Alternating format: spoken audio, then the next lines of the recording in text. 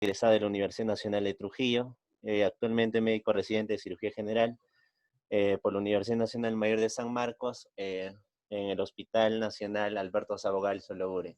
Le dejo con el doctor para que pueda exponer acerca del temario.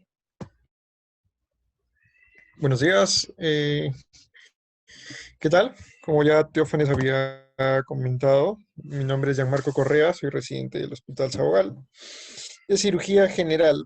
Me habían encomendado el día de hoy hablarles un poco sobre el tema de traumatismo abdominal, un tema que es bastante frecuente, que es importante que ustedes como alumnos de pregrado sepan manejar esto, porque esto lo van a ver desde el internado y sobre todo en el SERUMS, ¿no? Cuando vayan a trabajar a lugares alejados, lo que a mí particularmente me sucedía es que en mi pueblo, un día a la semana la gente se emborrachaba y pues salía a manejar ebrios, ¿no? Y determinado, el viernes era el día de los accidentes de tránsito. Entonces, este es un tema que sí o sí tiene que saber manejar. Es bastante sencillo y bueno, espero que pueda yo hacerles comprender lo que es este manejo que al final viene a ser algo lógico, ¿no?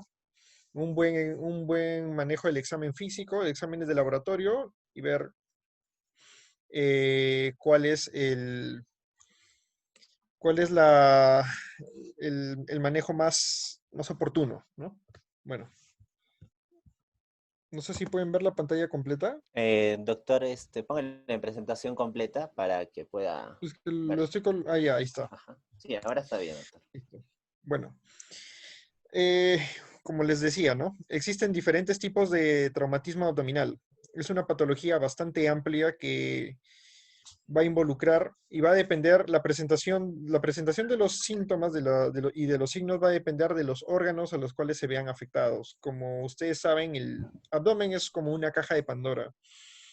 Nadie sabe lo que puede haberse lesionado hasta que uno en realidad no realiza los exámenes de laboratorio, imagenológicos o la misma laparotomía, ¿no? Entonces uno puede tener un dolor a nivel de fosa ilíaca derecha y pues puede ser apendicitis, puede ser infección de las vías urinarias, puede ser una torsión de un quiste, eh, múltiples patologías, ¿no? Entonces, nosotros siempre es necesario nosotros saber diferenciar y cuándo, en qué momento poder actuar. Para esto, nosotros tenemos que conocer de manera sucinta, de manera, digamos, podríamos decir breve, lo que es la anatomía, la anatomía del abdomen, ¿no? El abdomen, algunas personas lo dividen en cuadrantes, otros lo dividen en 9 compartimientos, ¿no? Que tienen cada uno su nombre: hipocondrio, eh, los flancos, las fosas ilíacas, ¿no? Y más o menos nosotros, conociendo la determinada localización de los órganos, vamos a saber si, por ejemplo, un paciente recibe un traumatismo, ya sea contuso o sea perforante a nivel del mesogastrio, nosotros ya debemos ir sabiendo o intuyendo qué órganos se han lesionado, ¿no? Por ejemplo, si recibimos una lesión a nivel de hipocondrio derecho, tenemos que pensar obligado en el hígado. También en vesícula, a veces también podría incluir el ángulo hepático del colon. Si nosotros hablamos de el flanco izquierdo, principalmente el colon descendente, ¿no? Dolor a nivel de flanco izquierdo, más común la diverticulitis, ¿no? Porque ahí también está puede ir también parte del sigmoides, un sigmoides a veces redundante. Entonces, es importante que nosotros sepamos esto y supongo que esto ustedes ya lo llevan manejando incluso desde antes del pregrado. Sí, ahora, el abdomen, aparte de esto, el abdomen, como les mencionaba, es toda una caja de Pandora. No solamente va a involucrar los órganos que se encuentran dentro del peritoneo, sino también por detrás del peritoneo. Existen órganos que no se encuentran revestidos por por esta capa, como pueden ser los riñones, puede ser también el páncreas, ¿no? Parte del colon ascendente y parte del colon descendente están por detrás del peritoneo. Luego la cavidad pélvica, que vendría a ser la parte inferior del peritoneo, que algunas personas lo prefieren diferenciar del mismo peritoneo, ¿no? Hablamos del peritoneo, podría ser de un peritoneo superior, tomando desde el punto, una limitación, lo que vendría a ser el colon transverso, ¿no? Por encima del colon transverso que tenemos, el vaso, el hígado, el estómago, ¿no? Y el mismo colon transverso. Por la parte inferior vamos a encontrar el intestino delgado, parte del colon ascendente, descendente, colon sigmoides. Como les mencionaba, el retroperitoneo, vamos a encontrar los riñones, los uréteres, parte de la primera porción del duodeno, primera y segunda porción del duodeno, el páncreas, vamos a encontrar la parte del colon ascendente y el colon descendente. Y bueno, es importante conocer esto porque eh, la clínica de un traumatismo en el retroperitoneo va a ser muy diferente a la clínica en un paciente con una lesión dentro del peritoneo. Lo vamos a explicar más adelante. Por último, la cavidad pélvica, ¿no? Que como les mencionaba, es parte del peritoneo, pero la parte más inferior, que algunos lo prefieren diferenciar. Más que todo, cuando hablamos nosotros de la cavidad pélvica, hablamos de la cavidad pélvica cuando queremos resaltar los órganos sexuales internos, ¿no? Por ejemplo, los anexos, el útero. Más se usa este nombre en la patología ginecológica. Ahora, cuando hablamos del retroperitoneo, es importante que nosotros sepamos los compartimientos, las zonas del retroperitoneo que van a estar formando, bueno, van a formar o van a estar conteniendo órganos específicos en los cuales nosotros debemos de actuar, vamos a actuar de diferente manera dependiendo de si es que esas zonas se han sido lesionadas o no. Por ejemplo, si nosotros creemos, sospechamos de que la zona uno que es la zona central, ha sido lesionada, pues nosotros sí o sí tendríamos que pensarlo muy bien para entrar a una laparotomía exploratoria. O sea, el manejo operatorio tiene que ser casi obligado si es que nosotros creemos que hay un hematoma a nivel de la zona uno. ¿Por qué? Porque como ustedes pueden ver, en la zona uno están los grandes vasos, está la arteria aorta, está la vena cava. Entonces, una lesión en la aorta, el paciente fallece en cuestión de minutos. Entonces, sí o sí es una zona muy delicada que se tiene que tener muy en consideración.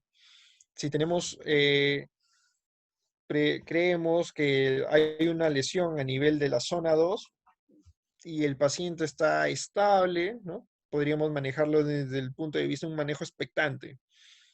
¿Por qué? Porque en estas zonas no hay mucha irrigación, como ustedes pueden ver, ¿no? Puede haber lesión renal, puede haber lesión de las arterias renales, pero digamos que es más raro una lesión a nivel de estas zonas y si el paciente está estable, podríamos tomarlo más con calma.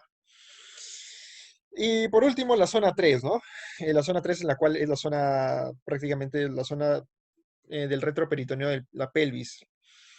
En esta zona pélvica, pues está mucho relacionado con los traumatismos a nivel de los huesos ilíacos. Y pues, como pueden ver, prácticamente esta zona está incluyendo a las arterias ilíacas. Paciente con accidente de con antecedente de haber sido atropellado, ¿no? Por una moto, un carro, y prácticamente les golpea en la parte de la cadera. El paciente viene hemodinámicamente inestable, pensar de que hay afección en esa zona, ¿no? Y también el manejo debe en gran parte ser quirúrgico, de no poder controlar o no poder estabilizar al paciente, ¿no? Porque lo ideal ahí en estos casos es, si es que el paciente está estable, tú crees que hay una hemorragia, pero está estable, no tocar, porque esa zona es en primer lugar, es de muy difícil acceso. Está encajada, está atrapada por el hueso, por adelante, por atrás, por las crestas ilíacas, por los costados. Y pues aparte que es muy difícil acceso, son venas de gran calibre. Si es que hay un hematoma contenido, pues, y el paciente está hemodinámicamente estable, dejarlo ahí. Entonces, es por eso que nosotros debemos saber o manejar bien la topografía del abdomen para saber qué órganos están posiblemente afectados, si es que es necesario, si es que es recomendable entrar en un paciente dependiendo de la zona que está siendo afectada. Y bueno, como había mencionado, ¿no? La cavidad pélvica, donde vamos a encontrar principalmente los órganos reproductivos internos, la parte final del el colon sigmoides, el recto, la vejiga y los vasos ilíacos. Ahora, vamos a tener principalmente cuando hablamos de traumatismo abdominal, si es que lo tomamos desde el punto de vista del mecanismo, vamos a tener lesiones contusas o cerradas, donde existe principalmente una fuerza de compresión, deformación, estiramiento, en el cual se recibe un impacto de determinada fuerza, en la cual los tejidos no van a poder responder ante tal magnitud y van a haber lesiones por dentro. Es el más común, ¿no? ¿Por qué? Porque los accidentes de tránsito son las causas la causa de gasto en salud más común. Y aparte tenemos los traumatismos penetrantes que vienen a formarse por laceraciones o cortes, heridas punzocortantes, heridas por armas de fuego, o lo que, bueno, anteriormente se veía más común, que son las heridas por asta de toro, ¿no? Que también son lesiones penetrantes, pero también tienen que tener un manejo diferente a una lesión por una arma blanca. Eso lo vamos a explicar más adelante, ¿no? En esta imagen de acá pueden ver la típica lesión, el signo de un traumatismo abdominal por un paciente en un accidente de tránsito, y esta lesión lo produce el cinturón de seguridad.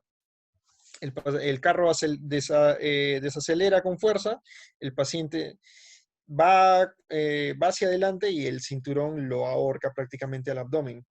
Recibe un impacto tan intenso que puede incluso lesionar órganos internos. Vamos a hablar de eso más adelante. Entonces, cuando nosotros tenemos un paciente que te va a venir por la emergencia, ¿no? Te va a venir por la emergencia, antecedente, traumatismo. Tú lo ves al paciente, lo primero que tú tienes que hacer es el examen físico, examinar al paciente. Y pues la primera parte del examen físico es el aspecto, ¿no? Cómo luce el paciente, cómo está viniendo el paciente, si es que el paciente está despierto, el paciente viene caminando, el paciente viene en silla de ruedas, viene en camilla, viene ensangrentado. Ustedes deben de llegar al punto de poder ver a un paciente así, entrando por emergencia y decir, no, este paciente está para shock trauma, este paciente puede esperar, este paciente podría empeorar si es que no lo atiendo ahora, ¿no? Entonces, el primer momento es revisar el aspecto del paciente, ¿no? ¿Cómo está el paciente? Si es que está estable, ¿qué lesiones tiene? Si no, acá nosotros estamos hablando principalmente del traumatismo abdominal, pero si te viene un paciente policontuso, entonces no solamente tú vas a pensar en un traumatismo abdominal, también puedes pensar en que el paciente está tequeado, puede tener una hemorragia intracerebral, puede tener fracturas, puede tener las fracturas inestables y que también necesitan manejo. Entonces, acá nos vamos a centrar principalmente en el trauma abdominal, que no es menos importante que la emergencia por un TEG, ¿no? Es igual de importante también, recibirá otro manejo quirúrgico, pero son igual la idea es ir trabajando de manera conjunta, ir evaluando, descartando patología abdominal y al mismo tiempo descartando patología a nivel intracerebral. Entonces, cuando hablamos principalmente del trauma abdominal, entonces vamos a tener un trauma abdominal este es cerrado, o sea, un policontuso, una lesión contusa, o si es abierto. Y si es abierto por arma de fuego, por arma blanca. Entonces, todo lo que ustedes tienen que evaluar los tiene que llevar a la pregunta que va a ser, ¿este paciente amerita o va a necesitar operarse o no va a necesitar operarse? Cuando ustedes hagan serums, van a estar lejos, van a estar en una posta, entonces les viene este paciente y ustedes lo refiero o no lo refiero. Entonces, esos criterios ustedes voy a intentar explicárselos y de la manera más sencilla, porque al final esto de acá, al menos yo lo veo así como lógica, ¿no? Si es que el paciente, cómo evoluciona el paciente, si es que el paciente está estable, si es que el paciente está chocado, si es que el paciente no responde al manejo, a la resucitación.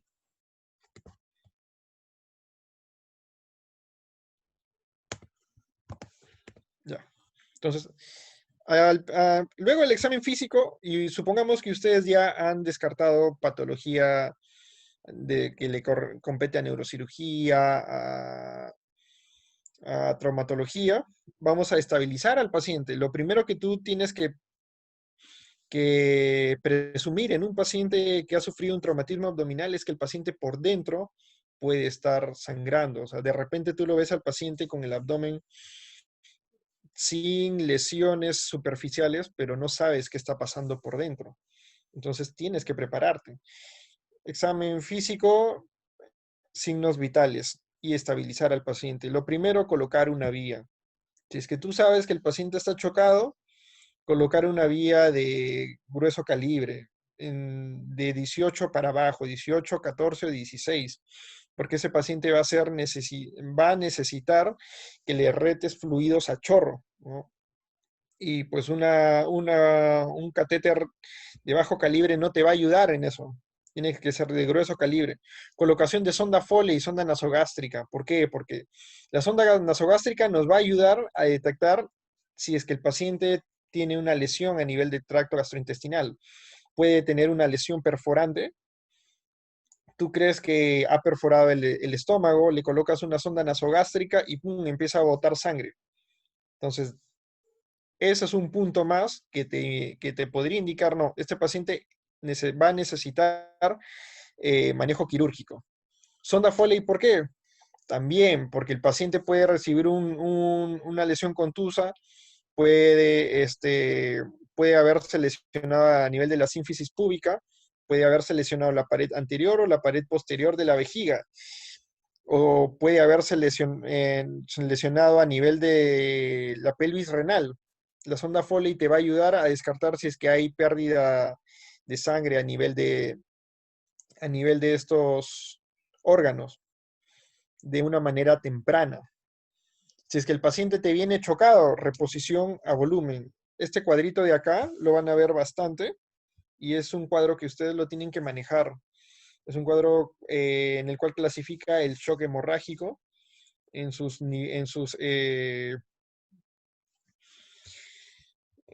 fases, ¿no? Tipo 1, tipo 2, tipo 3, hasta tipo 4. ¿Y por qué es importante? Porque que lo manejen, porque si tú sabes, por ejemplo, que está en un grado 1, tú más o menos puedes calcular cuánto de sangre ha perdido, del 10 al 15%, del 15 al 25, del 25 al 30 y más del 35% o más de 2 litros. Entonces, con el examen físico, con los signos vitales, tú dices, ya, este paciente está, por ejemplo, está en choque hemorrágico o está grado 2, por ejemplo. Grado 2, ha perdido entre 1000 y 1500 de sangre. Tengo que reponerle eso. ¿Cómo le voy a reponer? Pues lo ideal primero son cristaloides, ¿no? Y algo que ya les voy adelantando más adelante. Si yo, por ejemplo, creo que el paciente ha perdido algo de 1500 de sangre, yo no le voy a reponer solo 1500. Lo que uno le repone es 3 veces el valor. Si es que, por ejemplo, ha perdido 1500, tú le tienes que pasar 4500. ¿Por qué? Porque tú vas retando con cloruro, pero el cloruro no se queda en la sangre. Está demostrado que 1/3 del cloruro que tú pasas se va a quedar dentro de los vasos. El resto va a irse, se va a distribuir, se va a redistribuir. Entonces, por eso es que uno tiene que retar con un valor total, digo, no inicial, sino un valor en total, 3 veces lo que tú más o menos calculas que haya perdido. Por eso que es importante esto de acá, y esto de acá lo van a manejar bastante en el tema, por ejemplo, de obstetricia. El tema de la clave roja, ¿no? Un paciente con un shock hemorrágico, igualito. Tú más o menos calculas cuánto ha perdido y eso lo repones. Luego, los exámenes de laboratorio. Es importante que tú, antes de que venga un paciente, mínimo tienes que sacarle su hemograma o, bueno, su hemoglobina para ver con cuánta sangre, cuánta sangre viene. Si es que el paciente es un joven y te viene con una hemoglobina de 8, no vas a creer, pues, que es un paciente que ya, lo tiene, ya viene con una anemia crónica, ¿no? Bien difícil. Eso más lo ves en pacientes ancianos. Si tú ves que un paciente viene con una hemoglobina baja y es joven, o no tiene criterios para pensar en que pueda tener una anemia crónica, pensar que por ahí, aunque tú no veas, aunque el paciente no tenga lesiones externas, no tenga uretrorragia, no esté vomitando sangre, algo por dentro está haciéndole perder la sangre, ya sea que tenga líquido libre, o sea, sangre, tenga hemoperitoneo, o puede tener un hematoma, sangre contenida en un espacio. Entonces, eso es importante. Los exámenes de imágenes, que también son de suma importancia, tanto la imagen radiológico, la ecografía, la tomografía. ¿Cuándo nosotros pedir tomografía? ¿Cuándo pedir una ecografía? Si bien es cierto que la tomografía pues supera de manera sorprendente a una radiografía o una ecografía, a veces es preferible tomar una ecografía antes que una tomografía. Bueno, entonces cuando empezamos con lo que es traumatismo cerrado. Traumatismo cerrado principalmente pacientes en accidente de tránsito, como había mencionado anteriormente, ¿no?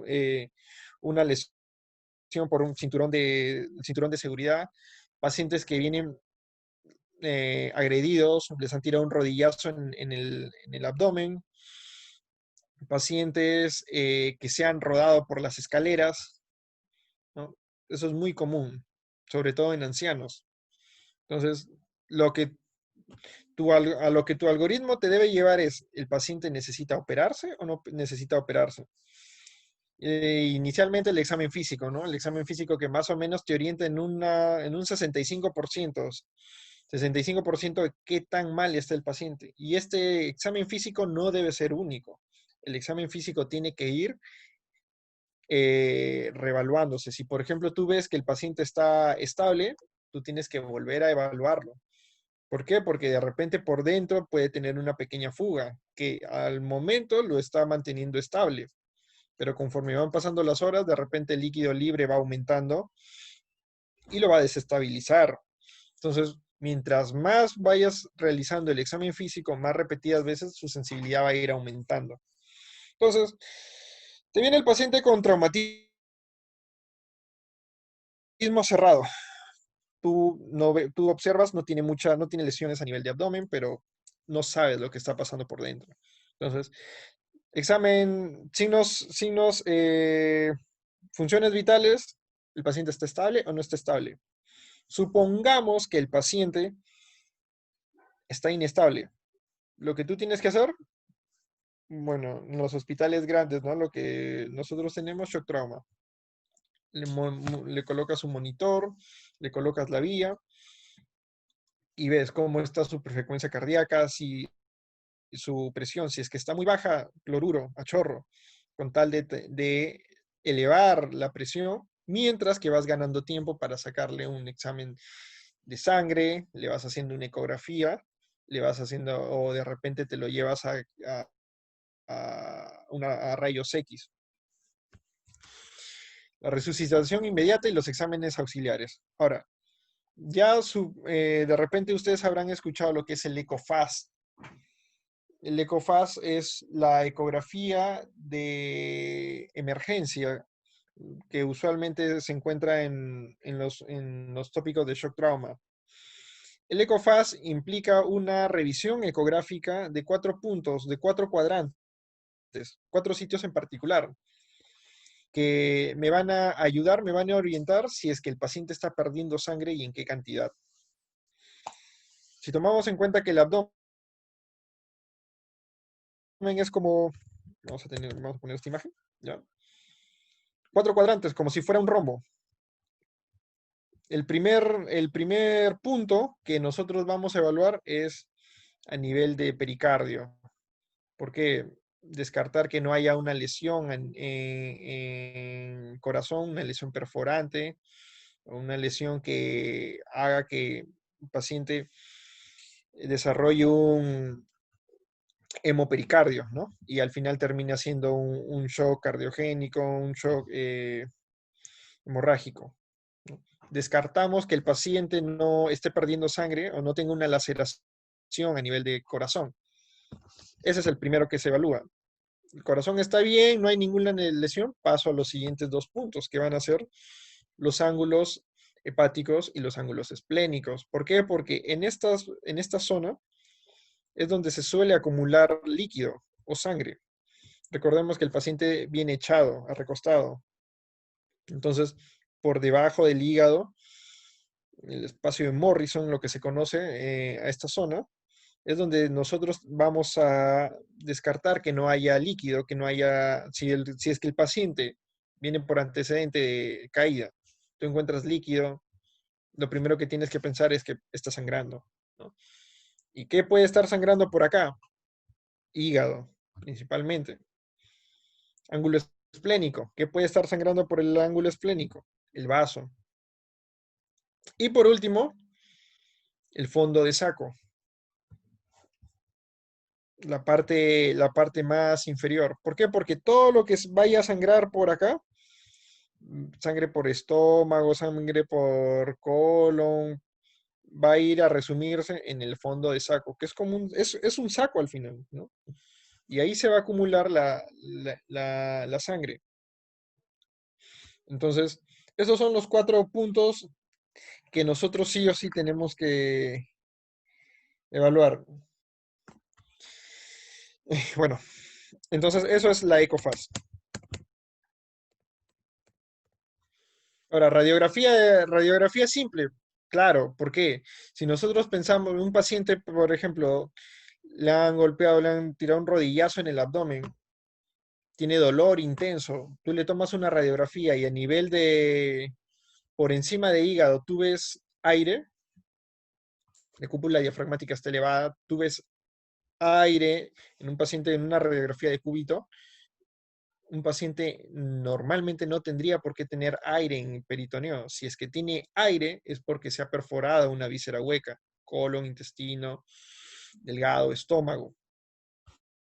Entonces, ese es un signo que te tiene que te tiene que hacer pensar sí o sí en que lo tienes que operar, porque si es que hay una perforación intestinal, esa se tiene que cerrar.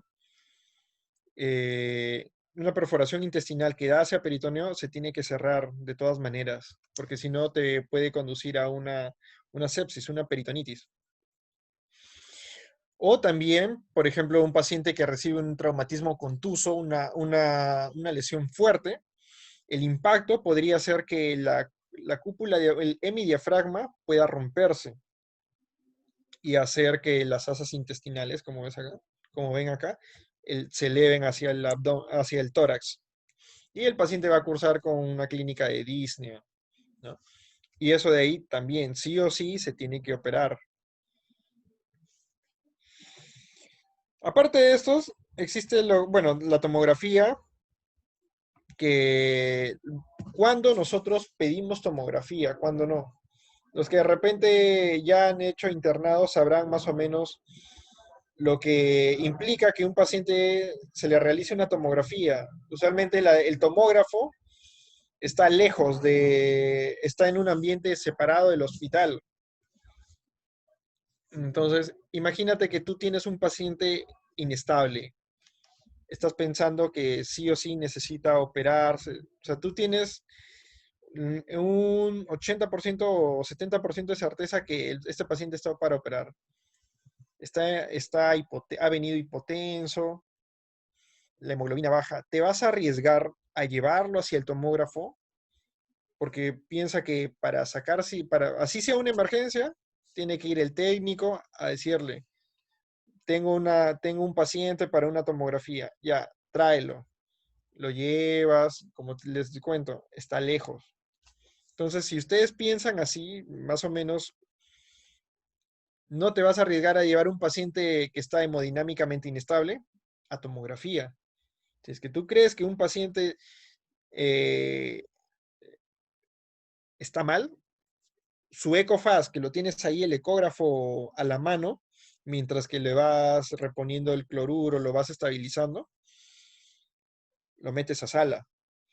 La tomografía, ¿en qué situaciones puedes tú hacerlo? En un paciente que está estable, en un paciente que que el abdomen no está peritoneal, o si está peritoneal, está estable, sus funciones vitales, su presión arterial está normal, quizás está con taquicardia, pero no está haciendo hipotensión. Entonces, ese paciente que está estable puede tolerar que lo lleves a tomografía. Un paciente inestable, no. Ahora, el lavado peritoneal diagnóstico es un examen que se solía hacer anteriormente, antes de que sea tan popular bueno, tan común la ecografía. Cuando no tenías ecógrafo, pues tenías que buscar alguna forma indirecta de encontrar sangre o líquido en la cavidad abdominal. Entonces, ¿en qué consistía el lavado peritoneal? Instilas como si fueras a hacer una toracocentesis en el abdomen con una aguja, instilas más o menos, si es un paciente adulto, 1 litro de cloruro. Si es un paciente pediátrico, pues 10 mililitros por kilo de peso. Le metes un litro de cloruro y al paciente pues lo movilizas de tal manera que el cloruro pueda llegar a todos los espacios, le haga un lavado, por eso lavado peritoneal diagnóstico. Y luego de eso, aspiras. Y eso de ahí lo analizas, ¿no? Si es que esa muestra tiene más de 100.000 eritrocitos por campo, pues hay sangre. Si es que esa muestra tiene restos de comida, pues muy difícil hayas entrado a víscera hueca y hayas metido ahí el cloruro, ¿no? Bien difícil. Lo más probable, lo que primero te llega a hacer pensar es que ese paciente se ha perforado y está saliendo la comida por el abdomen, por el peritoneo y tienes que operarlo. Entonces, el lavado peritoneal se solía usar. Ahora ya no es tan común como les digo porque la EcoFast es más sencilla, es más práctica. Aparte que el lavado peritoneal tú no podías hacer un lavado peritoneal a nivel de espacio subdiafragmático. Por ahí, cómo vas a meter cloruro? No se puede. Habían algunas zonas en las cuales no se podía llegar.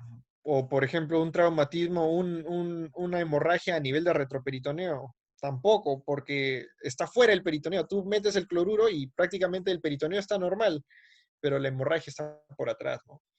Entonces, la ecografía prácticamente ha desplazado al lavado peritoneal, pero todavía no, la tomografía no logra desplazar a la ecografía por lo mismo que les digo, ¿no? O sea, implica mucho a un paciente llevarlo a tomografía. Si es que el paciente está estable, bacán, pero si el paciente está inestable, de frente, apenas tienes los exámenes de laboratorio, lo metes a sala. Este es el EcoFast, ¿no? Como les decía, ¿no? El espacio de Morrison, el espacio perisplénico, acá suprapúbico o el fondo de saco, ¿no? Subcostal, prácticamente lo que vendría a ser el estudio del corazón para ver si es que no hay hemopericardio. Entonces, como les mencionaba, ¿no? el paciente viene por un traumatismo, un trauma abdominal cerrado. Entonces, ¿qué hago? Tengo todos los exámenes. Si es que el paciente está eh, muy, si es que el paciente está muy inestable, está hipotenso, la hemoglobina está baja, lo tengo que operar, sí o sí. O si de repente tengo a mi paciente que en un inicio vino con una hemoglobina de 11, pero a las 6 horas su hemoglobina ya está en 8, 8.5, 9. Ha bajado bastante. Hay que pensar de que por algún lado está sangrando. Y si yo encuentro que en la ecografía hay líquido libre, pues eso de seguro que es una hemorragia y tengo que operarlo, sí o sí. Entonces, lo ideal, una laparotomía, una incisión sifopúbica, ¿no? Una incisión que va desde la apófisis sifoides hacia la pubis, hacia el pubis. Eso es lo ideal, ¿no? ¿Para qué? Para que te dé una visión amplia, para que puedas ver si es que hay una lesión de víscera hueca, rafiar, puedes ver el hígado, puedes ver el vaso, puedes ver el fondo de saco. Eso es lo ideal. Pero, por ejemplo, ¿qué pasa si es que yo tengo un paciente que viene, está estable, pero la hemoglobina cae, pero no cae mucho, cae en una unidad y de repente encuentro el abdomen que está un poco doloroso? ¿Qué le hago? ¿Me arriesgo a hacerle una laparotomía exploratoria o le hago algo menos invasivo? Si yo tengo algo de duda de que, por ejemplo, el paciente puede presentar de repente una lesión a nivel, una perforación intestinal, pero no estoy tan seguro, voy y le hago una laparoscopía diagnóstica. Lo me llevo a sala, le coloco los trócares y evalúo, ¿no? Laparoscopía diagnóstica, ¿por qué? Porque tú entras, no sabes qué tiene y vas a diagnosticar con esa operación.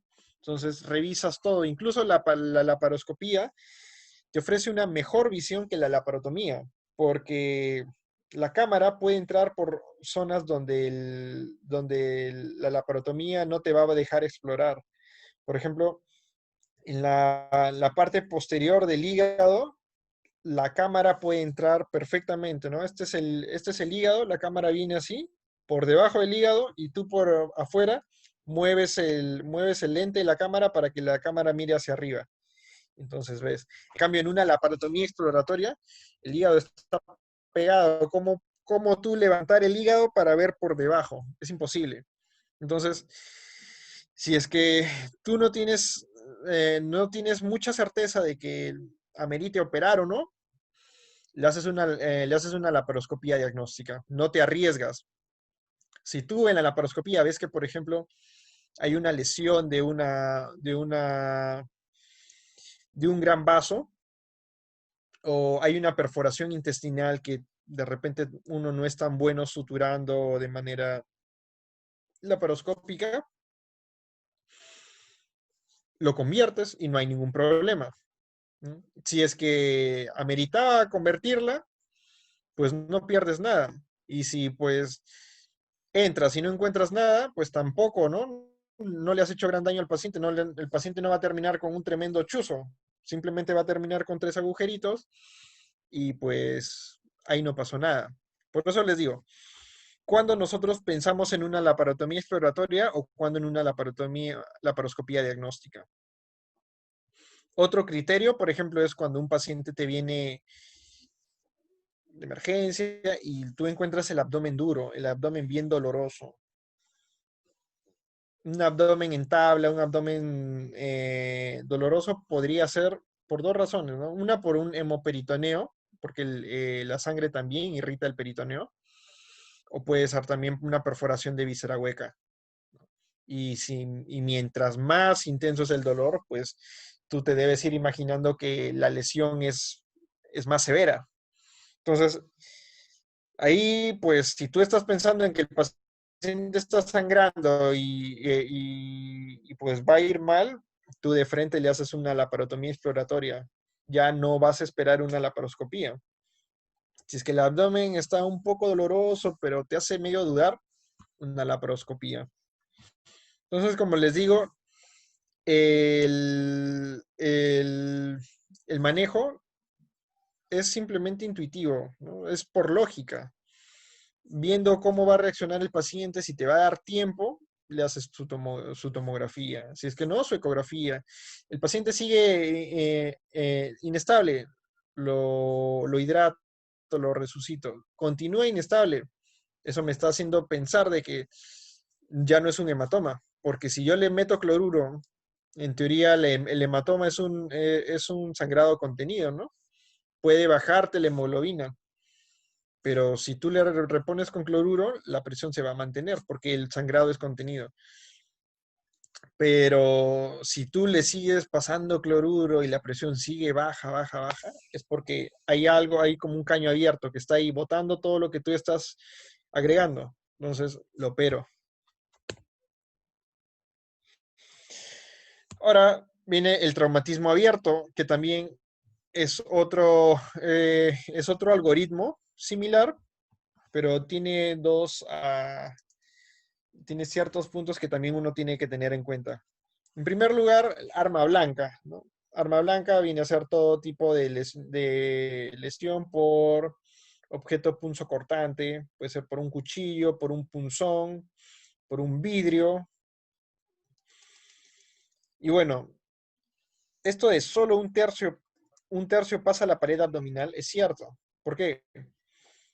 La mayoría de lesiones por arma blanca viene a ser por lesiones por agresión por terceros, ¿no? Por personas. Entonces, uno al intentar acuchillarte, el abdomen, quieras o no, va a ofrecer una resistencia y va a amortiguar la fuerza con la cual se te está agrediendo. Entonces, si es, por ejemplo, un cuchillo, pues va a entrar más fácil, pero de todas maneras la pared va a retener al cuchillo. Entonces, por eso que un tercio nada más del total de armas blancas pasa en la pared abdominal. Pero, por ejemplo, un asta de toro, como les había mencionado anteriormente, también se podría considerar como una arma blanca, es un objeto punzocortante. Pero tú vas a comparar puñala con la fuerza con la cual te embiste un toro. O sea, de repente y ha sucedido que, por ejemplo, un paciente viene porque lo han acuchillado y tú lo examinas, el abdomen blando, está la herida, pero milagrosamente no ha llegado a pasar el peritoneo.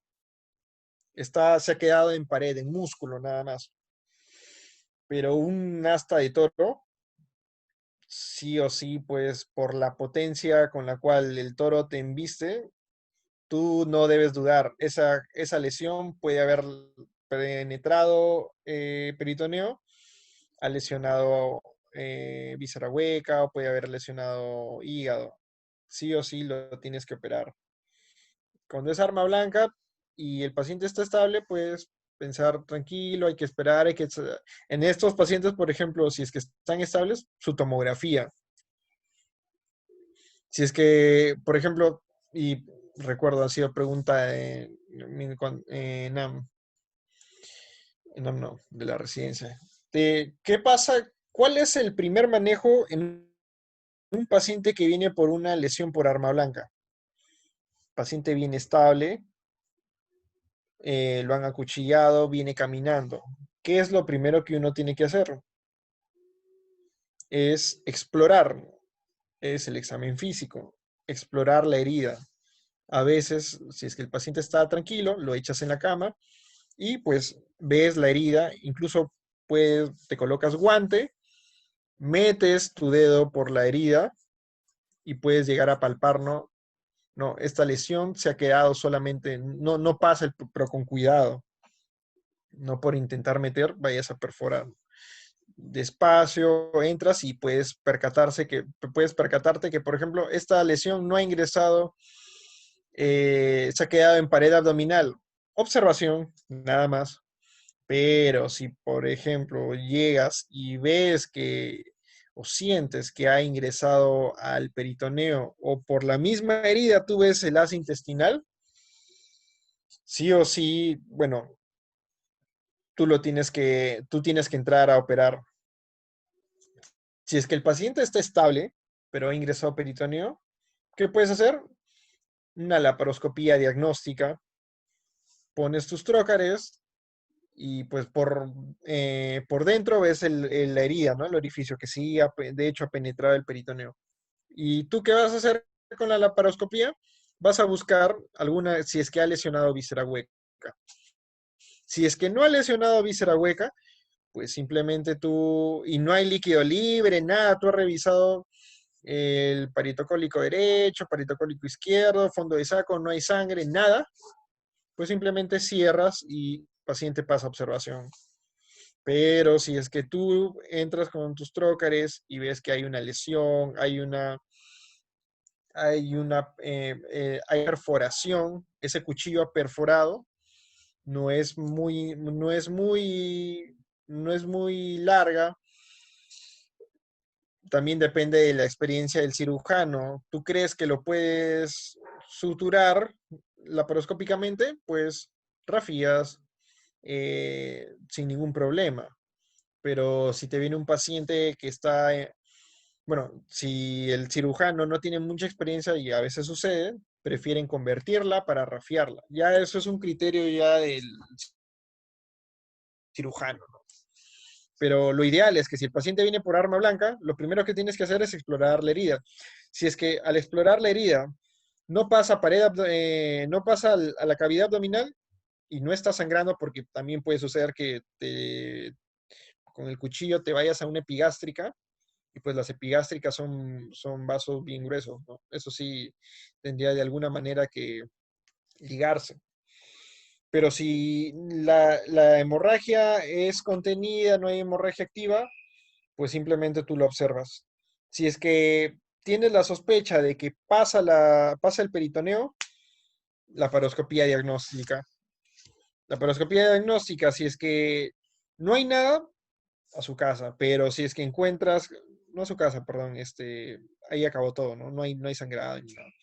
Pero si es que tú en la laparoscopía diagnóstica encuentras que el paciente hay una lesión en víscera hueca, o por ejemplo, si ha lesionado un vaso, como podría ser la aorta, un vaso de gran calibre, eso sí, bien difícil vas a poder vas a poder suturarlo de manera laparoscópica. Ahí sí lo conviertes. ¿Ok? Entonces, tienen que llevarse la idea de que la laparoscopía diagnóstica es un método más es un método un poco invasivo, pero muchísimo menos invasivo que la laparoscopía. Yo me meto a la laparoscopía diagnóstica cuando no sé lo que voy a encontrar, pero presumo de que lo que voy a encontrar no es tan malo. Si es algo malo, ya lo convierto.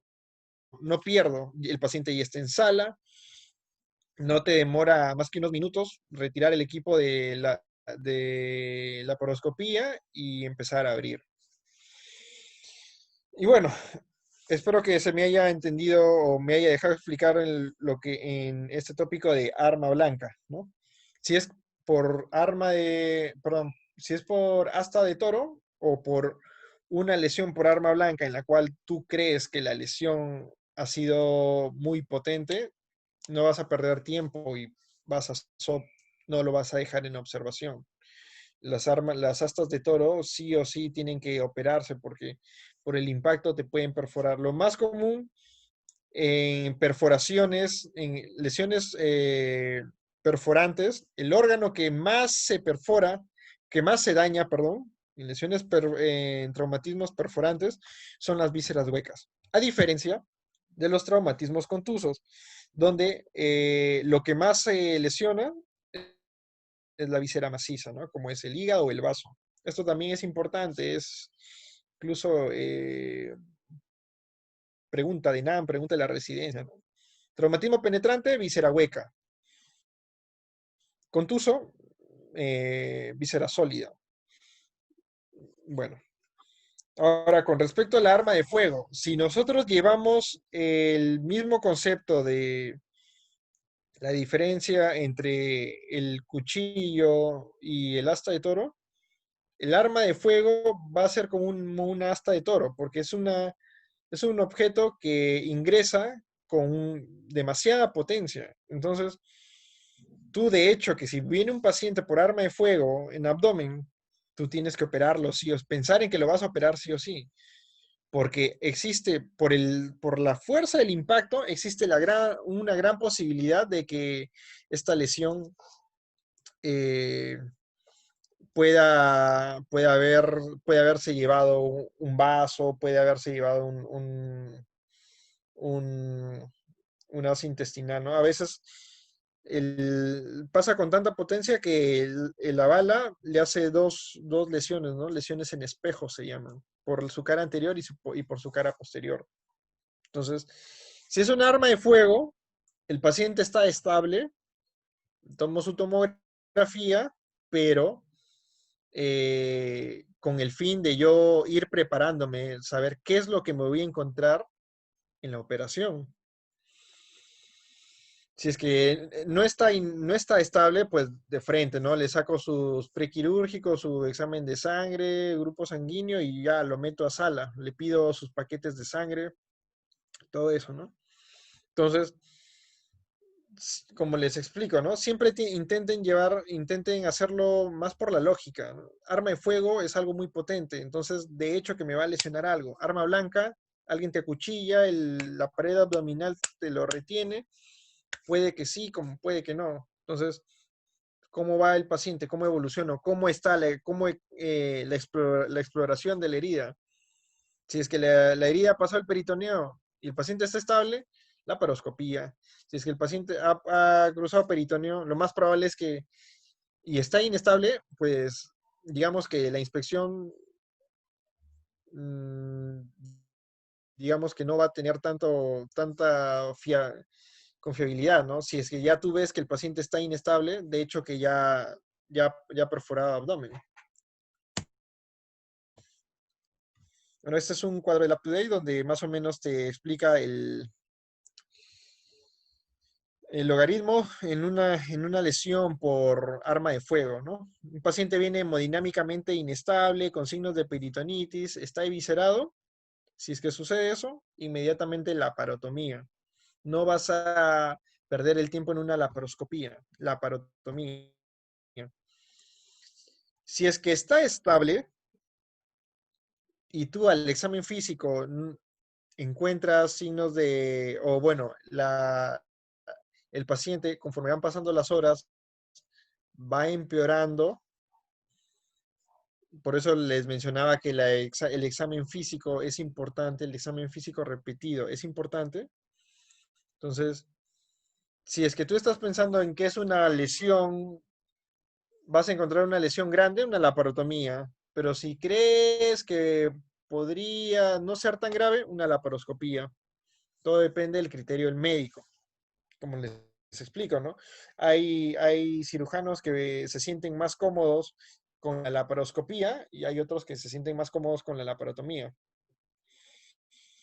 Si es que el paciente, pese a esto, está estable, no hay ningún problema, no hay irritación peritoneal, el paciente no está intubado, responde, pues hacerle sus exámenes de laboratorio con normal y con tranquilidad, como es la tomografía. El ECOFAST en sí es prácticamente obligatorio en todo paciente porque es rápido.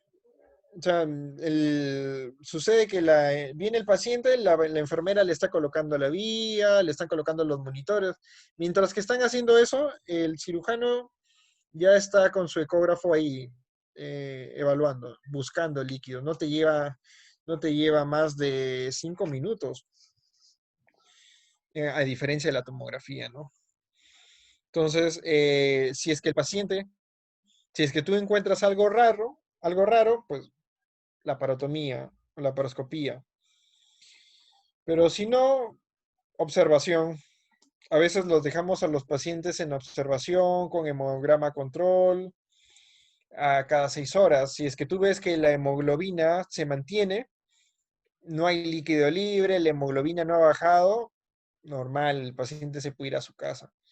A veces sucede que la hemoglobina te baja, viene con 12 y luego te bajó a 11, pero de ahí sigue, se mantiene en 11, 11, 11, 11, 11, 11. Puede haber sido algo que sea autolimitado. Ahora vamos a explicar un poco sobre las lesiones específicas en órganos. ¿Ya? Las lesiones en determinados órganos tienen un mecanismo en particular y yo recuerdo, por ejemplo, cuando me preparaba para la residencia o para para el ENAM, intentaba relacionar, ¿no? Es como traumatología, te caes de determinado lado, coles, de determinada, de manera contraria, anticoles. Más o menos es así. En los exámenes te dicen, te cuentan la clínica paciente, quién, por ejemplo, sufre un rodillazo en el abdomen y luego presenta náuseas, vómitos, clínica de distensión abdominal, trauma en duodeno. Paciente, quien presenta traumatismo, impacto horizontal en el abdomen y luego cursa con disnea, una lesión a nivel de diafragma, ¿no? Entonces, bueno, las lesiones diafragmáticas. Si hablamos meramente sobre traumatismo abdominal, la única forma en que lesiones el diafragma es como había mencionado anteriormente, ¿no? Por un impacto fuerte que haga que las vísceras empujen hacia la cúpula diafragmática y pues lo rompan, ¿no? Y se genere una, vendría a ser una hernia diafragmática traumática. El diagnóstico, pues, es intrasob o a veces radiológico. No sé si recordarán una de las primeras imágenes que les presenté de una radiografía de tórax donde se veía aire, pues no, esto es colon que ha subido al tórax. El tratamiento, bueno, esto de acá sí o sí se tiene que operar. Tú no puedes dejar a un paciente con una lesión así. Lo ideal es rafiar, ¿no? Si es que, por ejemplo, la lesión, lo normal es que se abra y tú puedes rafiar normalmente porque no hay pérdida de tejido. Con una rafía normal, una sutura en colchonero, o por ejemplo, si la lesión es muy complicada, imagínate pues que el tejido ha terminado muy destruido, colocar una malla de contacto visceral. Bueno, la malla de contacto visceral y bueno, a la larga, si es que por ejemplo nosotros le hacemos una rafía y vemos que la sutura ha quedado, bueno, el tejido ha quedado muy tenso, a la larga te puede generar o puede realizar una complicación, ¿no? Como es una eventración, que prácticamente o ese tejido se vuelva a abrir o se vuelva tan laxo que forme una evisceración. El asa intestinal suba hacia el diafragma y eso también te puede generar una obstrucción intestinal. Trauma en esófago, bueno, traumatismo policontuso, ¿no? Impacto un impacto muy violento que genere perforación a nivel de esófago. Lo que se realiza ahí, pues, es una rafía o este procedimiento que es una funduplicatura de Dunn, que consiste en abrazar el esófago con el fondo del estómago, suturándolo hacia una de las paredes del diafragma, de manera que la pared del estómago sirva como una barrera de contención para la hemorragia. Lesión gástrica, una de las primeras lesiones que les comenté. Eh, Cuando tú le colocas la sonda nasogástrica al paciente o el paciente viene vomitando sangre, tienes que pensar en que se ha lesionado el estómago, ¿no? ¿Y en qué casos, por ejemplo, yo pienso que un paciente se ha lesionado el estómago? cuando tiene una herida perforante. Como les mencioné, traumatismos perforantes, víscera hueca. Entonces, un cuchillo a nivel de epigastrio, el paciente viene vomitando sangre, pensar en una perforación gástrica. Y encima lo que te va a dar con lo que va a venir el paciente es con un cuadro de peritonitis. Le toma su radiografía, aire en cúpula diafragmática, el abdomen a veces en tabla. ¿Por qué? Porque la secreción gástrica sale hacia el peritoneo y lo irrita. Lo va a dejar en el cuadro del abdomen, el signo del abdomen en tabla. Un traumatismo penetrante, le colocamos la sonda nasogástrica, que como ven en el dibujo, ¿no? Le colocamos la sonda nasogástrica y el paciente, pues, bueno, el gasto por la sonda va a ser hemático. La parotomía exploratoria, encuentro la lesión, la rafío. Si es que es una rafía sencilla, pues hay que, si es que creo que, por ejemplo, hay riesgo de que el paciente pueda, pueda hacerse de dehiscencia de esa sutura, pues le hago su vagotomía, ¿no? Vagotomía ultraselectiva o selectiva, con el fin de que esta sutura perdure, ¿no? ¿Y con qué tipo de nylon? Un nylon absorbible. Perdón, ¿con qué tipo de sutura? Una sutura absorbible. Si es que, por ejemplo, yo tengo un paciente con digamos, imagínense pues que una lesión que ha perforado, ha destruido la pared del estómago y no me va a alcanzar con una sutura, pues le hago una derivación.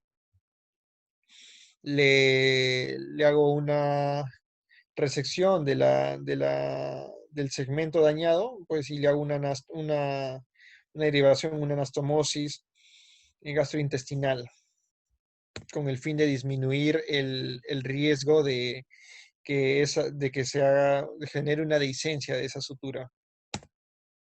Lesión hepática. La lesión hepática, aquí es donde me voy a expandir un poquito, porque la lesión hepática y la lesión de vaso es de las más comunes y es de las más preguntadas. Recuerdo que cuando estaba en pregrado había una controversia con la típica pregunta de ¿cuál es el órgano que más se lesiona en heridas, en traumatismos abdominales? O es el hígado o es el vaso. Algunos bancos te decían es el vaso, otros te decían el hígado. Tú buscabas referencias bibliográficas, unos te decían el hígado, otros te decían el vaso. En teoría, incluso llegamos a la conclusión de que, por ejemplo, para el ENAM, el órgano era el vaso y para la CONAREME era el hígado. Pero si ustedes lo ven desde el punto de vista lógico, ¿cuál es el órgano? ¿Qué órgano es más grande? ¿El hígado o el vaso? Es el hígado. Entonces, pero también otra cosa, ¿qué órgano es más sensible? El hígado, digamos que su consistencia es dura, ¿no? O sea, es más resistente. En cambio, el vaso no. El vaso tú lo tocas y sangra. Entonces, por eso es que va la controversia. Pero el hígado, digamos que es un órgano grande, que incluso va a epigastro y a veces hasta va a hipocondrio izquierdo. Entonces, en la mayoría de veces, la lesión, el hígado es el órgano que con más frecuencia se lesiona, ¿no? Ahora, ¿cuál es el manejo? La lesión, la cirugía que ve mucho esto de la lesión hepática, porque la mayoría de lesiones hepáticas son muy complejas, se le llama cirugía de control de daño, ¿no? Cirugía de control de daños implica evaluar al paciente en el preoperatorio, hacerle una operación lo más rápido que tú puedas, en cual contengas la hemorragia, ya sea con métodos hemostáticos, suturando, colocándole packing, lo hidrates, cierres y lo prepares para una segunda operación, un cierre, una cirugía definitiva. Porque la cirugía de control de daños, lo único que tú tienes, a lo que tú vas es a parar el sangrado, nada más. Entonces, manejo conservador o manejo quirúrgico. Acá, siempre, acá igual, va a siempre predominar la clínica del paciente. ¿Cómo está el paciente? El paciente puede haber recibido una puñalada, hipocondrio derecho, puede haberse hecho un hematoma, puede haberse autolimitado. Eh, ahí queda, lo manejo de manera expectante o lo opero. Entonces, si yo veo que el paciente está estable, la herida de repente no ha sido muy, muy fuerte, no ha sido muy potente, y bueno, ¿no? El paciente, el hematocrito no ha bajado, lo puedo manejar de manera expectante, ¿no? Siempre controlando, evaluándolo. Pero si el paciente me viene chocado, séptico o la hemoglobina no para de bajar, manejo quirúrgico. Y bueno, tenemos el traumatismo contuso. Bueno, el hígado es un órgano abdominal lesionado, como les había mencionado, ¿no? En mayor frecuencia, por la localización, por el tamaño, por el mismo hecho de que el hígado tiene su propia fascia o tiene su propia cápsula, a veces las lesiones son autolimitadas, pues, quedan en pequeños hematomas y como les mencionaba, pueden ser manejados de manera expectante o a veces con manejo quirúrgico, ¿no? A veces uno de los métodos menos invasivos es la embolización, ¿no? Embolizar embolizar los vasos con el fin de que este segmento de hígado deje de sangrar.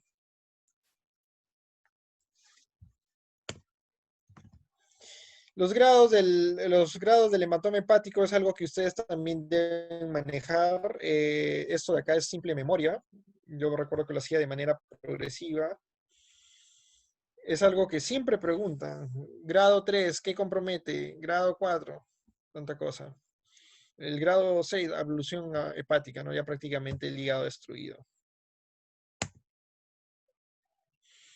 Las laceraciones hepáticas superficiales pueden responder a técnicas conservadoras como compresión, agentes hemostáticos tópicos. Por ejemplo, conservadores como compresión, tenemos el packing, los agentes hemostáticos tópicos. De repente ustedes no conocen, pero mucho se usa un apósito que se llama hemocolágeno. Hemocolágeno es un apósito hecho de colágeno que se coloca alrededor de un punto sangrante del hígado y prácticamente esto lo contiende. El hemocolágeno se solidifica y detiene la hemorragia. Y lo bueno es que es reabsorbible, ¿no?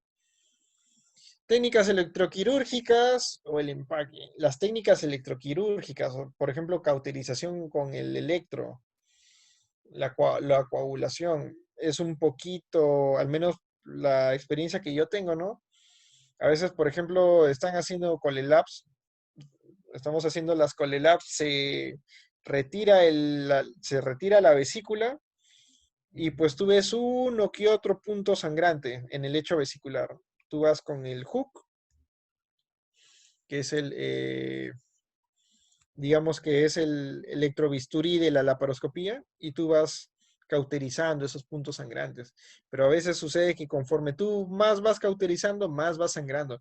Y llega un punto que mm, el hígado, tú por querer coagular, sangra más, sangra más, sangra más, sangra más.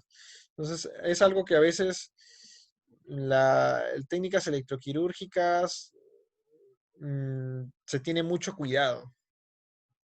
La compresión se refiere por compresión bimanual, ¿no? Y el empaque, que es el packing, que vamos a explicarlo más adelante. Ahora, laceraciones profundas. Las oraciones cuando, por ejemplo, lesiones penetrantes, donde, por ejemplo, tú entras y encuentras un trayecto por el cual empieza a sangrar, pues haces medidas compresivas, ¿no? de repente una ligadura, un clipaje de los vasos sangrantes, la maniobra de Pringle, si es que el sangrado no se detiene, o el empaquetamiento, ¿no? Por ejemplo, nosotros acá tenemos, esta es una ligadura de un vaso con el fin de, de parar la hemorragia en un segmento distal. Por ejemplo, tenemos acá una lesión a nivel de una lesión perforante, ¿no? Prácticamente se ha formado un trayecto. ¿Qué es lo que se hace en estos casos? Un dren Penrose, un dren laminar, tú lo amarras, tú lo metes dentro del Penrose, tú colocas una sonda Foley previo a la realización de unos agujeritos, lo amarras en los dos lados, colocas la sonda Foley y por el otro lado de la sonda Foley tú empiezas a irrigarlo con cloruro, de tal manera que esto de acá como se infle como un globo y genere una compresión. Y con eso puedes parar el sangrado. ¿Cuánto tiempo puede estar esa sonda? Más o menos hasta 48 horas. Como les explicaba, esto de acá es una cirugía de control de daños, o sea, la principal intención de la primera cirugía es parar el sangrado a toda costa.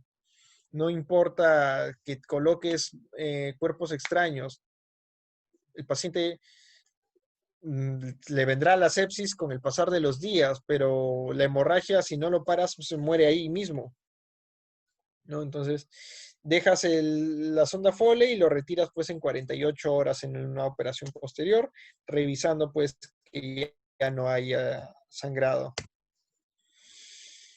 La hemostasia hepática, la compresión manual, ese es el primer paso. Cuando tú ves que tú ves que el hígado está sangrando, agarras tus dos manos, juntas el sitio de la fractura por unos 5 minutos, más o menos, 5 o 10 minutos, esperas, ¿no? Con calma.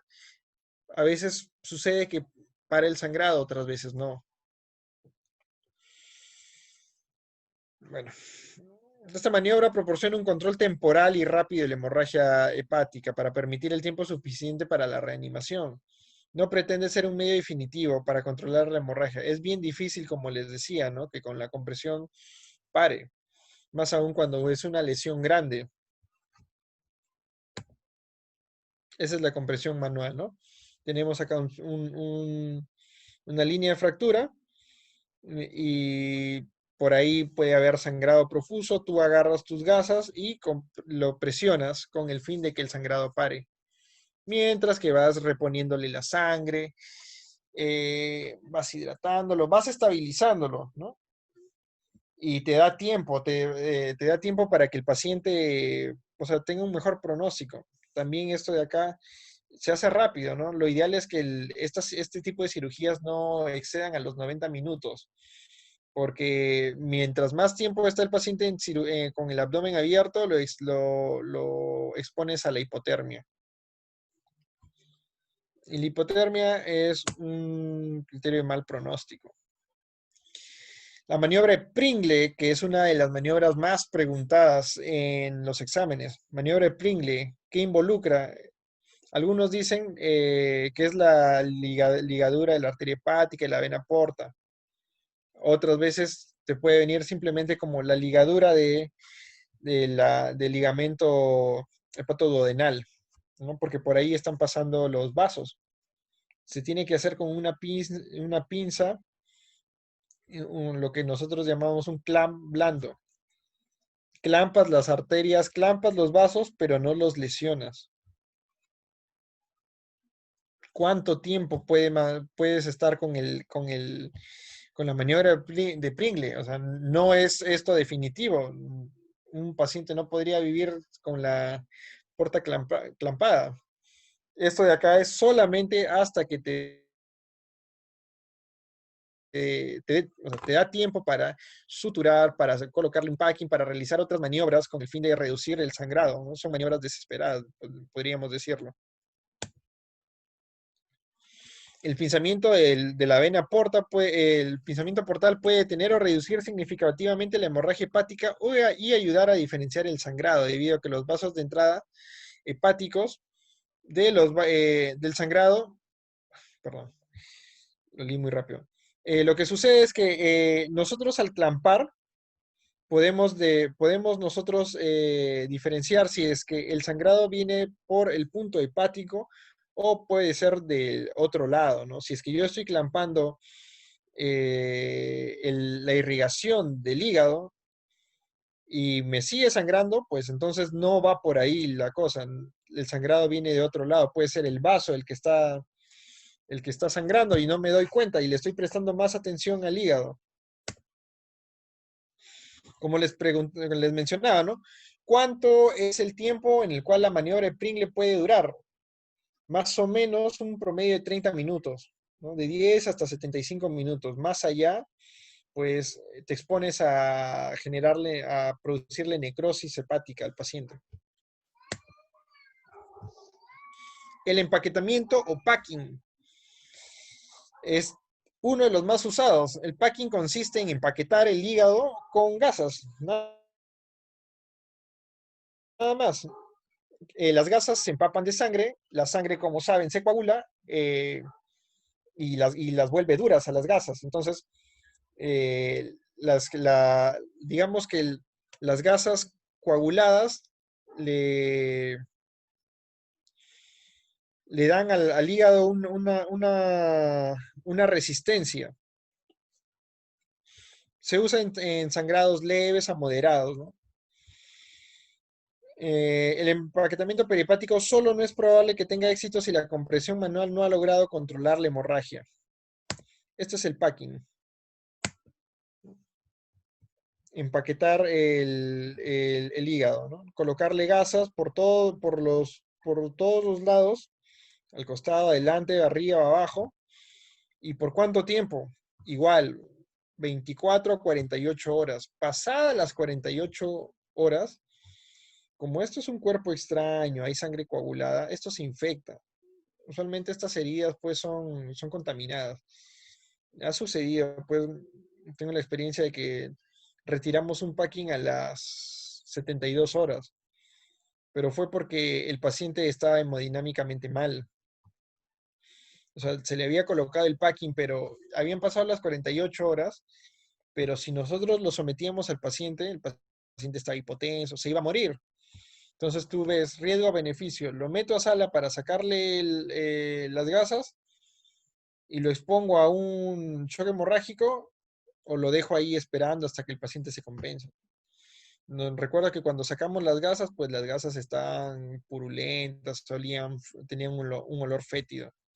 Lo ideal es hasta 48 horas. Así es como queda, ¿no? Metes gasas y generan presión con el fin de que el hígado, eh, bueno, hacerle hemostasia. Técnicas de hemostasia hepática para lesiones superficiales, el retiro después de 5 a 10 minutos de compresión. Como había mencionado, ¿no? Se pueden colocar gasas, hemocolágeno. El hemocolágeno, como les decía, es bueno porque lo dejas ahí y ya no lo retiras. Se absorbe. Si el sangrado continúa pese a retirar los paquetes, las gasas, se puede volver a empaquetar el hígado. El momento de repetir la porotomía para la eliminación de los paquetes es controvertido, como les había mencionado. Lo ideal es después de las 24 horas, pero más allá de las 48 horas ya aumenta el riesgo de sepsis. Entonces, más o menos el lapso 24 a 48 horas. Otro tipo de técnicas, la sutura. Aunque, bueno, como les mencionaba, el hígado es un órgano muy delicado, no tanto como el vaso, pero para suturar hay que tener sumo cuidado, porque puedes rasgar más, ¿no? ¿Con qué se debe hacer? Con un con un hilo absorbible, punta roma, para que no desgarre. El electrocauterio, también les digo, hay que tener cuidado porque a veces por intentar coagular, terminas haciendo más daño. Lesión vesicular. Las lesiones vesiculares van a ir de la mano en su mayoría de veces con traumatismos hepáticos, ¿no? Ya que prácticamente se encuentran ahí. Si tú ves a un paciente con una lesión vesicular, la vesícula está perforada, pues lo más práctico, sacarle la vesícula, ¿no? Colecistectomía previa revisión del árbol biliar. Si es que tú encuentras un paciente con una más abajo, con una lesión de colédoco, el colédoco, bueno, el colédoco es retroperitoneal, ¿no? Para llegar a esa zona, pues se supone que has debido de buscar bien, has debido de disecar bien. Si es que el colédoco tiene una pequeña rafía, pues una pequeña lesión, rafiarlo y le coloca su Drenker, su tubo en T, con el fin de evitar que se dilate, aumente la presión dentro del colédoco y pueda generar una dehiscencia de la rafía. ¿Cuándo se retira el Drenker? Más o menos al mes. Continuamos. Lesión duodenal, también. La lesión duodenal es una patología que suelen preguntar. ¿Por qué? Porque tienen un cuadro clínico especial. Por ejemplo, un paciente viene por un antecedente, un traumatismo, como les había mencionado, en un rodillazo en el abdomen, y viene con el abdomen peritoneal. Piensas en un traumatismo de abdomen. Por ejemplo, algo que me había olvidado mencionar, por ejemplo, un paciente con un trauma hepático, por ejemplo, un hematoma, no te hace reacción peritoneal, porque el hematoma está contenido. Y si fuera sangrado, un hemoperitoneo, digamos que el dolor no es la irritación no es tanta como la irritación del contenido intestinal. Entonces, si tú evalúas a un paciente por un traumatismo contuso, como por ejemplo les decía, ¿no? Un rodillazo, y el abdomen está peritoneal, por más de que sea muy frecuente la lesión en hígado, el hecho de que esté peritoneal te tiene que hacer pensar en que es una víscera hueca, pese a que las vísceras huecas se lesionan más en traumatismos perforantes. Si es que hay signos de irritación peritoneal y más aún si es que tú le tomas su radiografía y ves aire, neumoperitoneo, lesión de víscera hueca, ¿no? Entonces, lesión duodenal, hay dos tipos, ¿no? El primero que es el hematoma intramural, traumatismo contuso, por ejemplo, puede típico de la lesión por el cinturón de seguridad, ¿no? En accidentes de tránsito. Entonces viene con dolor abdominal, náuseas, vómitos, como el hematoma, pues te está haciendo una compresión intrínseca, bueno, una compresión extrínseca del mismo lumen, te puede dar una clínica de obstrucción intestinal. El paciente va a venir con vómitos, el abdomen distendido no tanto, porque vendría a ser una obstrucción alta. Hablamos de la primera, segunda porción. Manejo, descompresión gástrica, como les mencionaba, el hematoma es un sangrado contenido. Si es que el paciente perdió la hemoglobina, lo evalúas, si la hemoglobina se mantiene, manejo expectante, no lo operas. El fin de esto es que se reabsorba solo y desfuncionalizar esa parte del intestino para evitar de que ese hematoma con el peristaltismo se pueda abrir. Entonces, para eso la nutrición parenteral. Le haces interconsulta a la unidad de soporte nutricional y pues le empiezan a nutrir de manera endovenosa, ¿no? Le pasan por catéter venoso central, le pasan sus lípidos, sus aminoácidos, su dextrosa. Ese es el signo del resorte, ¿no? Que se solía ver antiguamente cuando, bueno, no habían tomografías, porque estamos hablando de una lesión que prácticamente no te va a desestabilizar hemodinámicamente. Entonces es una lesión, puede esperar, le puedes tomar su tomografía y ves en la tomografía el hematoma, ¿no? Pero antiguamente se solía tomar una radiografía de abdomen con contraste por vía oral y se formaban en las válvulas del duodeno este signo que se llama el signo de resorte en el hematoma. Ahora, otra cosa es la perforación duodenal. La perforación duodenal es un criterio para meter a sala. Hay una perforación de la víscera hueca y uno tiene que operar. ¿Por qué? Porque el contenido intestinal va a salir hacia la superficie, va a salir hacia el peritoneo, perdón. Como la mayoría de traumatismos son por la parte anterior, la cara anterior se va a ver afectada. Hay algo que de anatomía tienen que recordar, que la pared anterior del duodeno da con el peritoneo, pero la pared posterior del duodeno da con el retroperitoneo. Entonces, si se lacera, si se lesiona la pared anterior del duodeno, el contenido intestinal va a salir hacia el peritoneo, te va a dar la clínica de abdomen agudo, ¿no? Y bueno, te hace pensar en operarlo. Pero si es la porción posterior, por más de que salga el contenido, ahí no hay sensibilidad. Está fuera del peritoneo, no te va a doler. Manejo expectante. Eso se puede resolver solo. Aunque es bien difícil que por traumatismos abdominales, por accidentes, politraumatismos, tú prefieras dejarlo de manera, arriesgarte a dejarlo de manera expectante. Los traumatismos más comunes en pared posterior vienen a ser los traumatismos por CEPRE o por endoscopía. El endoscopio entra y perfora la pared posterior. Tú lo ves en el endoscopio, perforaste.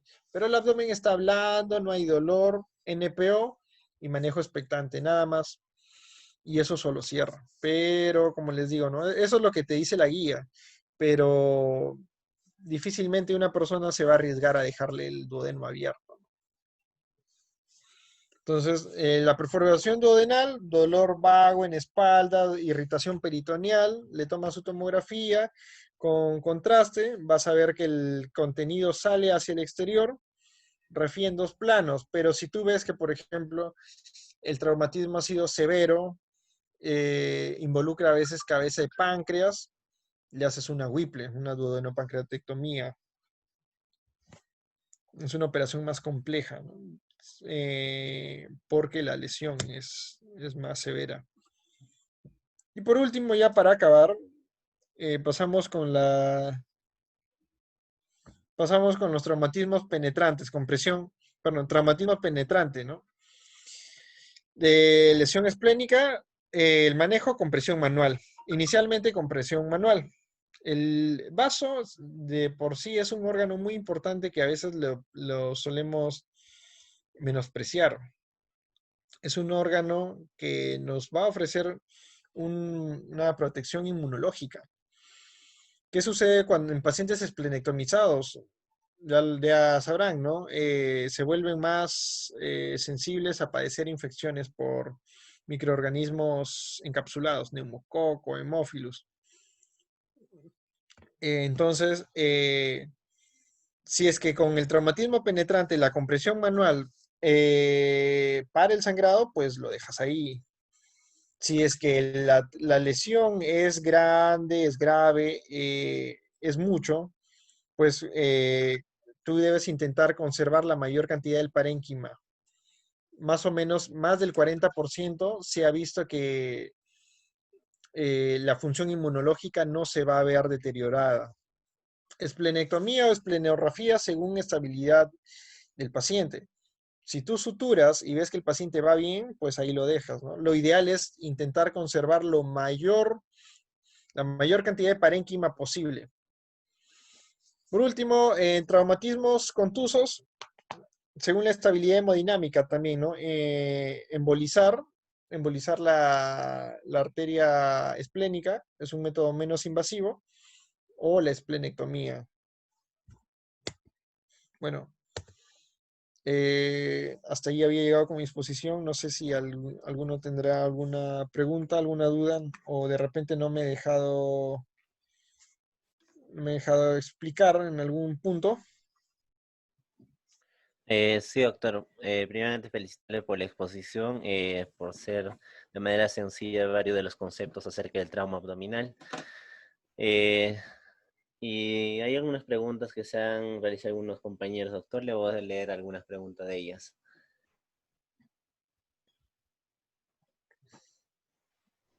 Eh, Pregunta mi compañera, que es Keiko, en la cual menciona: doctor, muchas gracias por la ponencia. Una consulta: en trauma abdominal abierto, ¿la lesión más frecuente es intestino o hígado? Y también hay otra pregunta en la misma: y en trauma por PAF, ¿todos van a SOP?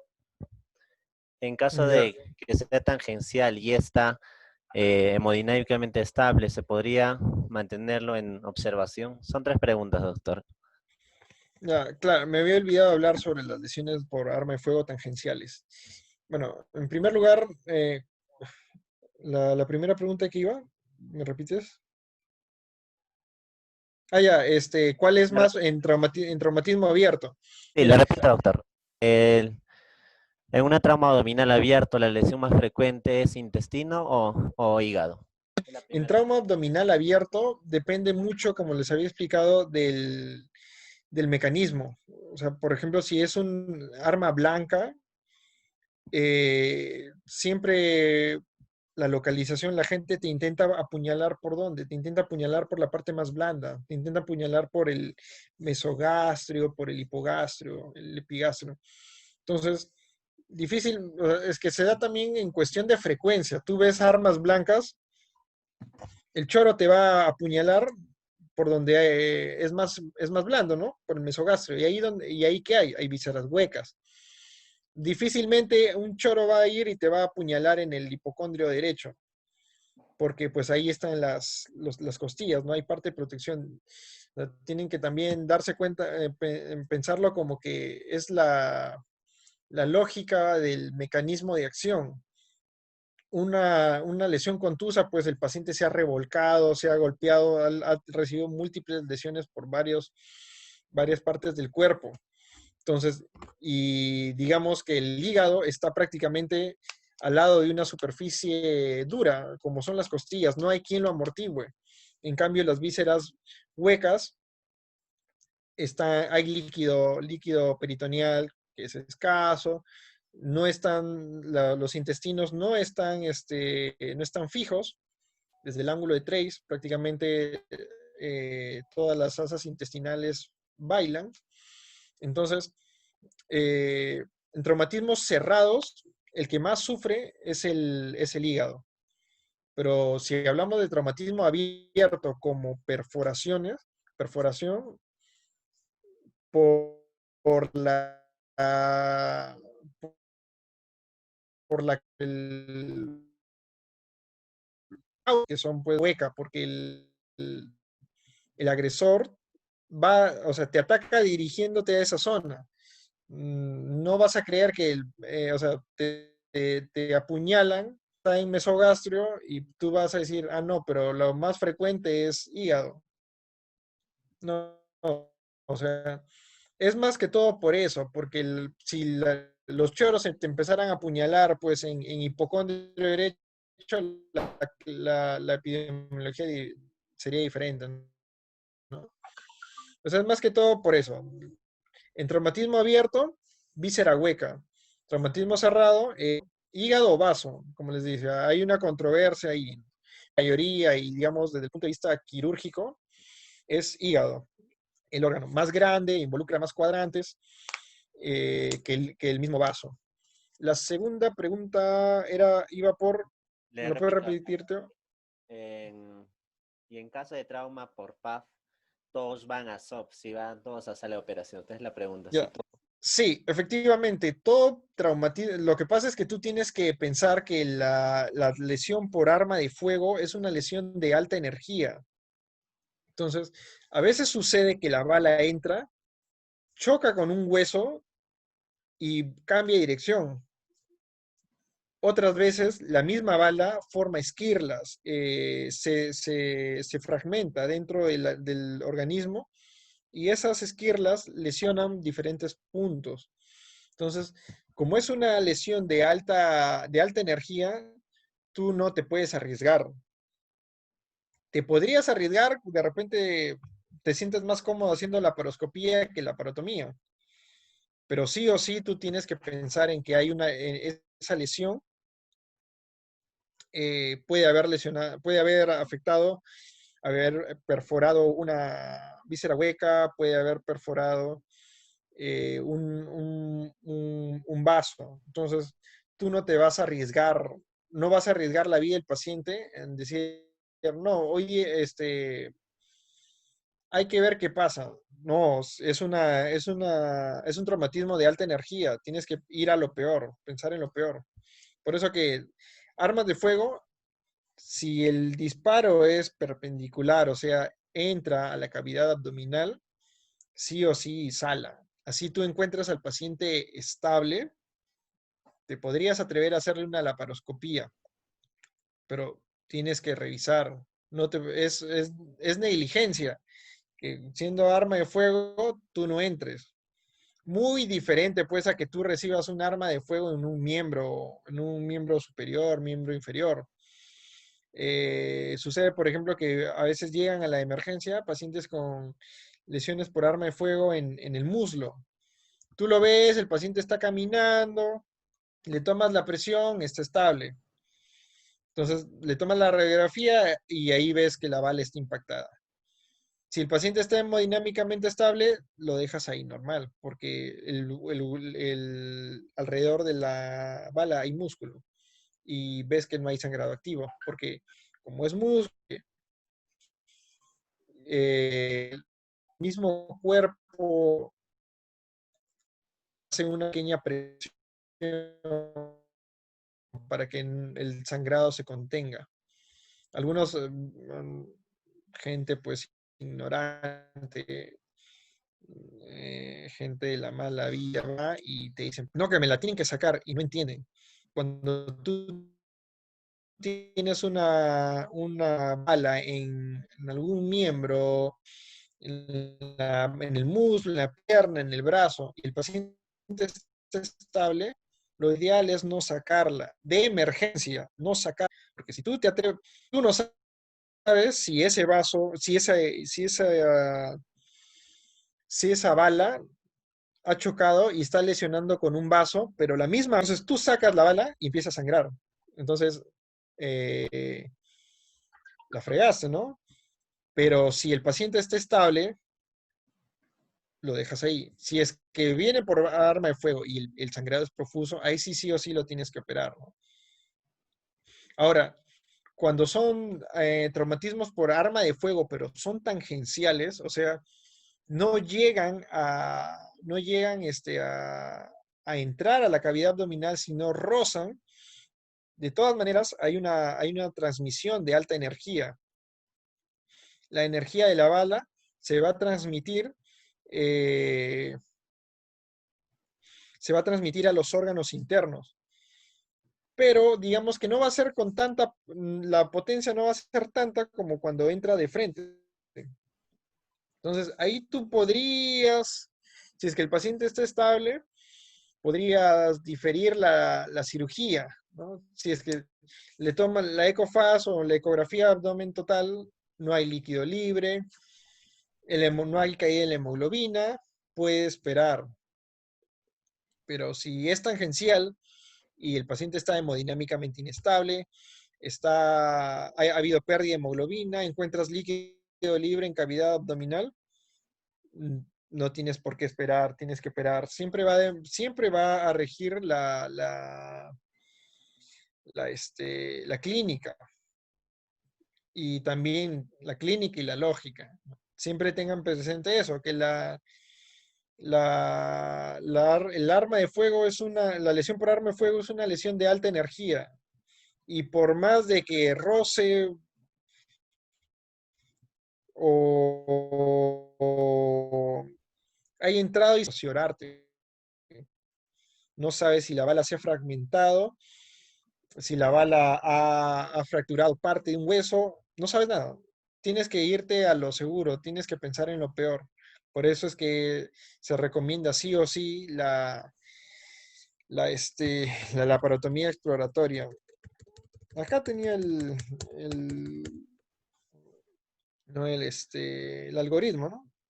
Si está hemodinámicamente inestable, hay signos de peritonitis, evisceración, lo operas. Si es que no sucede eso, pero no hay buena clínica del paciente, también lo operas. Si es que el paciente está con la bala y el paciente está caminando, no tiene ninguna molestia, nada, y te das tiempo para tomarle los exámenes. O sea, ves que, o sea, no es un algoritmo de sí o no.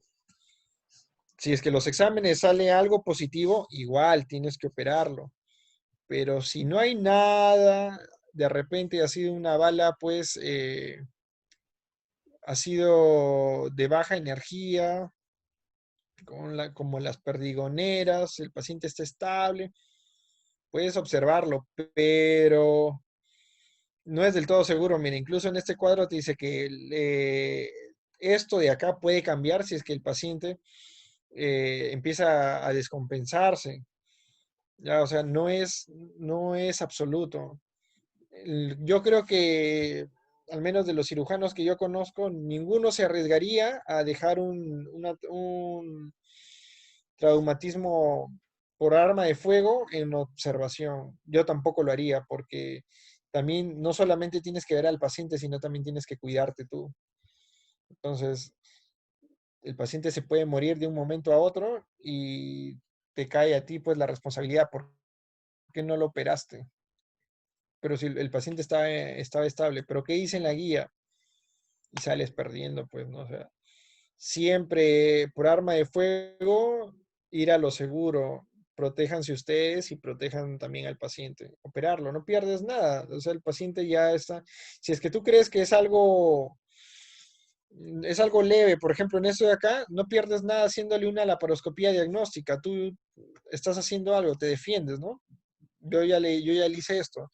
No es algo menos invasivo que una laparotomía, pero te aseguras.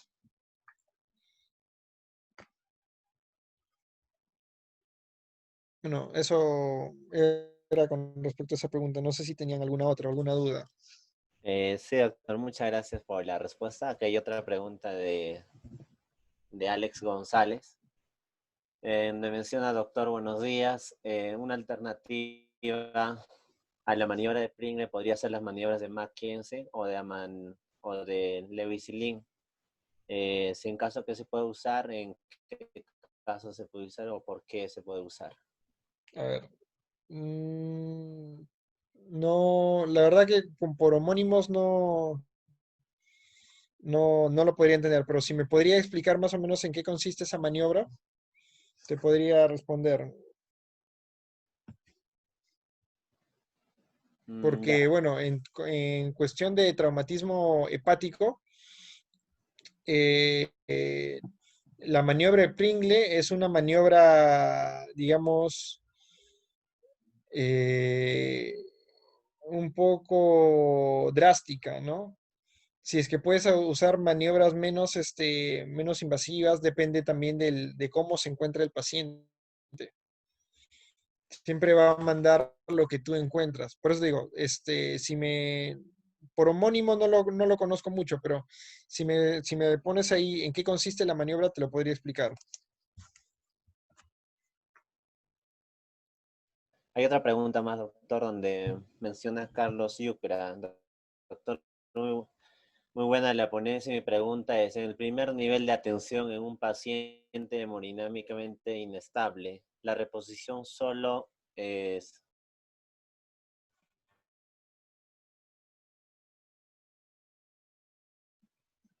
¿Solo se podría hacer con cristaloides o primer nivel de atención, doctor? O sea, en el primer nivel de atención lo que tú tienes que hacer es, tu función, estabilizarlo hemodinámicamente para que pueda ser referido. La hidratación, como les había explicado, es importante ver si es que el paciente está chocado o no está chocado, en qué grado de shock hemorrágico está, 1, 2 o 3, y en base a eso ir hidratándolo. Como les decía, lo más fisiológico siempre va a ser el cloruro de sodio. Aparte de eso, tres veces el volumen normal, ¿no? Como les había mencionado, porque siempre suele redistribuirse esa funciones vitales, cloruro de sodio y principalmente eso, porque en el primer nivel de atención no vas a encontrar nada más. Si es que encuentras que es una hemorragia profusa en abdomen, lo que puedes hacer pues es la compresión, ¿no? Por ejemplo, también lo que hay es la faja pélvica. Paciente, por ejemplo, en el cual tú crees que hay una fractura de la pelvis y ha lesionado algún vaso ilíaco, porque encuentras con un paciente con inestabilidad hemodinámica y está taquicárdico, hipotenso, existe la faja. Es un método que de hecho se ideó acá en Perú. Médicos peruanos fueron los que propusieron este método, que consiste en al paciente fajarlo con una sábana alrededor de la pelvis, darle vuelta y de alguna manera esa faja mantenerla bajo presión con el fin de que la pelvis, que a veces es una pelvis inestable, se abre, tratarla de juntar y disminuir el sangrado, pues.